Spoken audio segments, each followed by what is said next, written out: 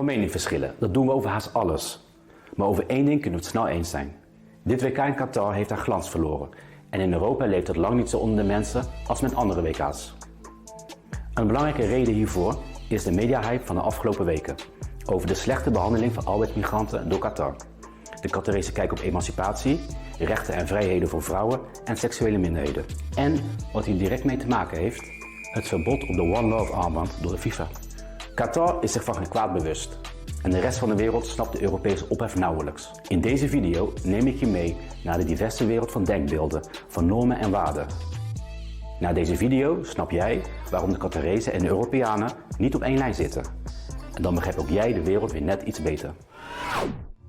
MeToo, Black Lives Matter, Woke, LGBTQ, Transgenders, One Love.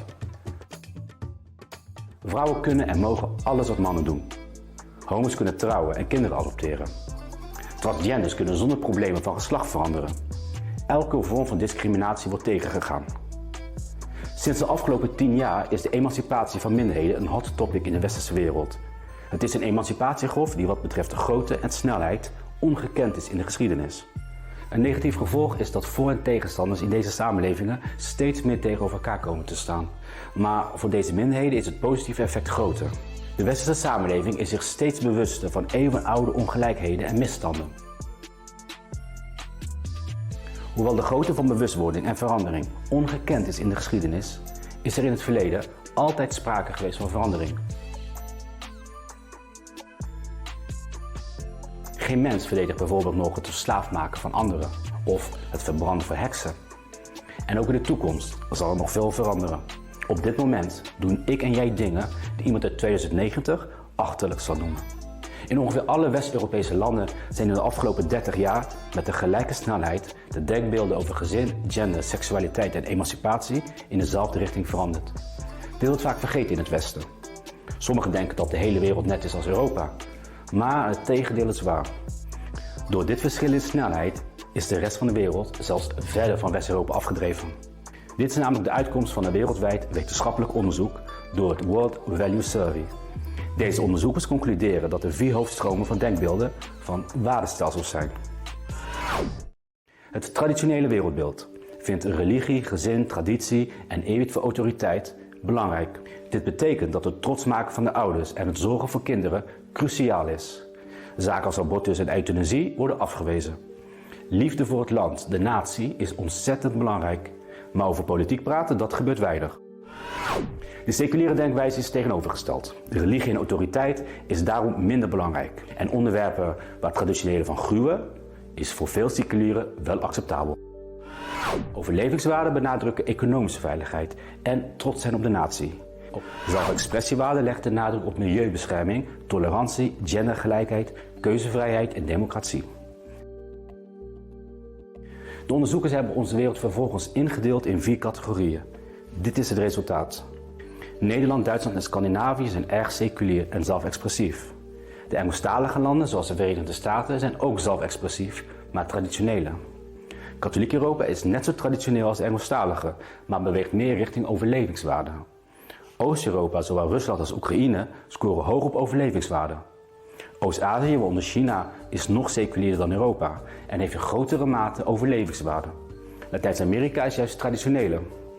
Zuid- en West-Azië hebben wat alle denkbeelden betreft een middenpositie.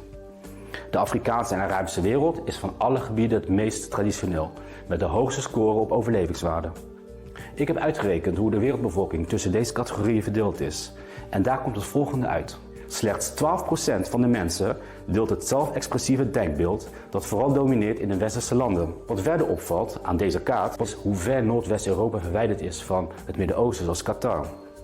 Als we inzoomen op de officiële kaart van de onderzoekers, dan zien we dat Qatar en Denemarken ongeveer het verst van elkaar verwijderd liggen. Welk land protesteerde het hardst over Qatar tijdens dit WK? Juist Denemarken. Als we nog meer inzoomen, zien we dat Nederland een lagere score dan Denemarken heeft op de schaal van zelfexpressie. Het protest van Denemarken was dan ook zichtbaarder dan het speldje onder de sjaal van de Nederlandse minister. Goed, het verband dat ik nu leg is weinig wetenschappelijk. De uitkomsten van de onderzoekers zijn dat wel. Hun belangrijkste uitkomst is dat er een relatie bestaat tussen de sociaal-economische situatie van een gebied en het denkbeeld dat daarover heerst. Dit zal ik uitleggen. Afgelopen eeuwen is de wereld steeds rijker geworden. 2 grote veranderingen hebben hieraan bijgedragen. De overgang van landbouw naar industrie, industrialisatie, was de eerste verandering. De tweede was de omslag naar een economie van diensten. Deze veranderingen verliepen wereldwijd, alleen wel zeer verschillend. Maar elke keer als en waar deze veranderingen plaatsvonden, daar ontdekten de onderzoekers hetzelfde effect. Hoe industriëler de bevolking wordt, hoe meer er een verschuiving plaatsvindt van traditioneel naar seculier. Het hebben van een groot gezin als overleving wordt steeds minder belangrijk. Dat geldt ook voor de zaken die een groot gezin in gevaar brengen, zoals abortus en echtscheiding. Traditionele belangrijke waarden als nationale trots, respect voor autoriteit en gehoorzaamheid worden dan steeds minder belangrijk. Of worden zelfs tegenovergesteld. De lichtere kijk op autoriteit gaat vervolgens samen met de invoering van algemeen kiesrecht. Elke groei van seculiere waarden laat tegelijkertijd zien dat de bevolking zich op elk gebied veiliger voelt. Maar zodra een bevolking zich weer onveiliger voelt, dan is ook weer een teruggang naar traditie te zien. Als een economie van diensten ontstaat, dan zien de onderzoekers een sterke verschuiving van overleven naar zelfexpressie. Zoals de naam al zegt, is een samenleving met overlevingswaarden vooral in de overlevingsstand. Het leven is onzeker, het vertrouwen in elkaar is niet super en mensen zijn minder gezond. Door deze onzekerheid wordt elke culturele verandering als bedreigend gezien. Buitenlanders zijn vaak buitenstaanders, die een bedreiging vormen voor hun inkomen. En buitenstaanders als homo's bedreigen weer de traditionele seksuele rollen. Intolerantie richting deze mensen is dan niet ver weg. Dit verandert als de samenleving rijker, dus veiliger, vrijer, zelfexpressiever wordt. Buitenlanders en seksuele buitenstaanders worden nu niet alleen geaccepteerd, ze worden op een gegeven moment zelfs zo positief omarmd dat de bevolking liever in buitenlandse restaurants eet dan van hun eigen nationale eten. Tegelijkertijd groeit bij de bevolking nu het gevoel van individuele keuzevrijheid. Alleen jij bent de baas over jezelf. Deze keuzevrijheid betekent dus ook een drang naar emancipatie. Met andere woorden, gelijkheid van kansen, vrij zijn om te kiezen welke manier van leven of welke gender je wilt, maar bijvoorbeeld ook wat je precies van de politiek verwacht. Traditionele en overlevingsgebieden zijn vatbaarder voor autoritaire regimes. Hoe zelfexpressiever een samenleving wordt, hoe moeilijker deze regimes het krijgen en hoe meer de democratie zal opbloeien. Het onderzoek laat zien dat dit samengaat met een persoonlijke ontwikkeling van de burgers, vooral door onderwijs en een hoger opgeleide bevolking van man en vrouw. En dit zorgt weer voor hogere inkomens en dat zorgt weer voor een grotere vrijheid in het eigen leven en daarbuiten van de hele maatschappij. Door deze drang naar emancipatie zijn de overlevingswaarden tegenovergesteld geworden. Mensen vertrouwen en tolereren elkaar dan weer en wantrouwen niet meer de buitenlanden en buitenstaanden. Maar ze zijn dan weer wel kritisch op de macht. Volgens onderzoekers zijn emancipatiebewegingen erg belangrijk voor de democratie, vanwege hun activisme en de druk die ze uitoefenen op de macht. In democratieën houden ze ondemocratische bewegingen tegen.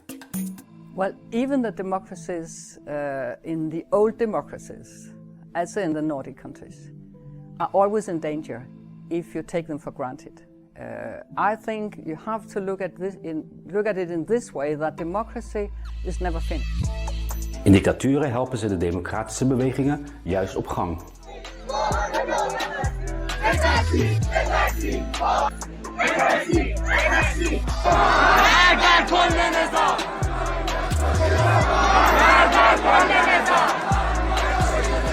Ik weet niet hoe jullie dit zien, maar ik herken veel zaken uit het heden en het verleden terug in deze resultaten. Toch heb ik tot slot 3 kritiekpunten. Een grote minderheid, zo'n 30% in de westerse rijkste landen, houdt juist vast of wil terug naar tradities. De onderzoekers bevestigen dit. Binnen elke samenleving zijn er verschillen tussen groepen, bijvoorbeeld wat betreft generatie, religie en inkomen. De verschillen in denkbeelden binnen een samenleving zijn volgens deze studie zelfs 5 tot 10 keer sterker dan dezelfde verschillen tussen de samenlevingen als geheel. De 30% waar ik het over heb, is vaak dat deel van de westerse samenleving dat niet heeft geprofiteerd van de globalisering. Deze verliezers van de economische voorspoed leven dus meer in een overlevingsstand. Hun gezondheid is bijvoorbeeld relatief slechter. Ook al zijn ze nog steeds veel rijker en gezonder dan mensen in overlevingsgebieden. Als we naar de kaart van de onderzoekers kijken, dan bevinden de landen met hoge inkomens zich inderdaad rechtsboven. en de landen met lage inkomens linksonder. Op deze kaart is te zien hoe elk gebied qua denkbeelden verschoven is in de afgelopen 30 jaar. En inderdaad, wanneer gebieden rijker en burgers hoger opgeleid worden, verschuiven deze gebieden naar rechtsboven. Maar schatrijke oliestaten als Qatar deden dat nauwelijks. De wetenschappers zeggen hier 2 dingen over. De sociaal-economische situatie van een gebied duwt dat gebied altijd in dezelfde richting, ongeacht de cultuur van het gebied. Maar ze concluderen ook dat geloof en geschiedenis een belangrijke invloed hebben op de uitkomsten. Zie bijvoorbeeld het verschil tussen katholiek en protestant Europa. In hun conclusie is dan ook terug te lezen dat elke bepaalde geschiedenis en religie verklaart welk gevoel en welke nadruk bepaalde mensen leggen op gezamenlijke veiligheid of persoonlijke keuzevrijheid, dus seculiere of zelfexpressieve waarden. Volgens de onderzoekers is de islam een factor die emancipatie en persoonlijke keuzevrijheid, dus zelfexpressieve waarden, vertraagt. Maar tegelijkertijd zien de resultaten wel degelijk een snelle verandering onder vooral jonge moslimvrouwen met een hoge opleiding.